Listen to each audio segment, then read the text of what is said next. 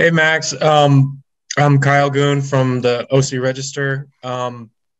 So Rob was talking to us about your interview at the Combine with them. Was that the extent of your interactions with the Lakers? Were you at all thinking going into tonight that the Lakers might be picking you today? That was definitely the extent. Just that interview that we had was the most communication face to face that we had. So it was a little bit of a surprise for them to pick me. All right, Dan. Hey Max, Dan Wakey with the LA Times. Congratulations and eventually welcome to LA. What do you think it is that you're going to bring to the table for this team? And were there things that maybe you didn't get to show as much as you wanted last year at State that you think can maybe be unlocked a little more in the NBA game? I think the biggest thing is my ability to make shots and shoot three. I don't think that was displayed very well at Michigan State, and I think having a little bit of a reset coming into the NBA now, I think I'll be able to display that at a better level. All right, Mike Trudeau. Hey, Max, Mike Trudell with the Lakers and Spectrum Sportsnet. Just wondering your mindset kind of after your freshman season and thinking about going pro this year versus going back to school. And along with that, Rob Pelinka had mentioned that they really see you as a long-term piece, a two-way player, and they think you could be something special along those lines. How far do you think that you are in your progression, and what do you expect going into this, what's going to be your rookie season?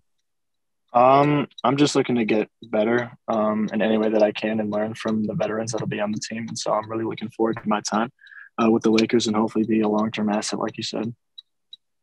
All right, Jovan. Hey Max, Yovan Buha with The Athletic. Defensively, you have a 6'9" wingspan, and I'm curious, you defended a lot of wings at the college level, but just sort of what you see as your defensive potential and what type of players you think you can defend at the NBA level. I think that defense all just comes down to effort, and I think if I'm willing to put the time and the effort into that end of the floor, I think I'll just continually get better as I get more into the NBA season. And I think as I continue to do that, I'll be able to defend multiple guys within the league. All right, Greg. Hey, Max, it's Greg Beecham with the Associated Press. Have you processed the fact yet that you're now a teammate of LeBron James, Anthony Davis, and probably Russell Westbrook? I've definitely thought about it. I don't know if it's completely processed within my mind, the magnitude of the thing that you just said, but it's definitely crossed my mind a couple of times. What do you think of that? It's a great opportunity for me to learn and get better, and let alone play alongside of this is obviously ridiculous as it is. Dan, do you have a follow-up?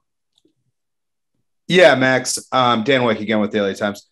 Can you kind of just take us through sort of what it was like in the moments kind of before you heard your name to when you heard it and kind of being like whisked away and being able to celebrate the moment with your family and all of that stuff?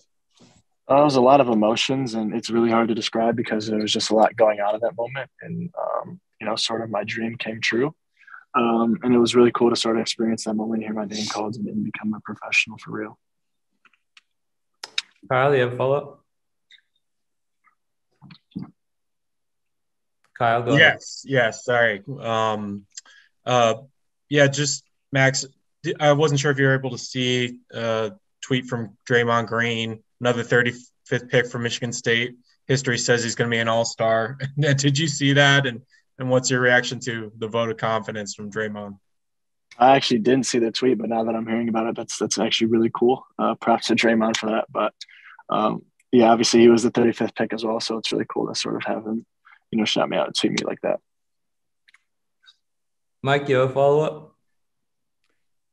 Yeah. Hey, Max, you mentioned your shooting and you mentioned your defense. I wondered how much NBA do you watch, and where do you see yourself kind of fitting in not just, I guess, short-term and long-term in terms of being on the ball as a screen role creator at times, as Robin mentioned, versus being more of a spot-up shooter at times, especially early in your career. How do you look at that as you think about things?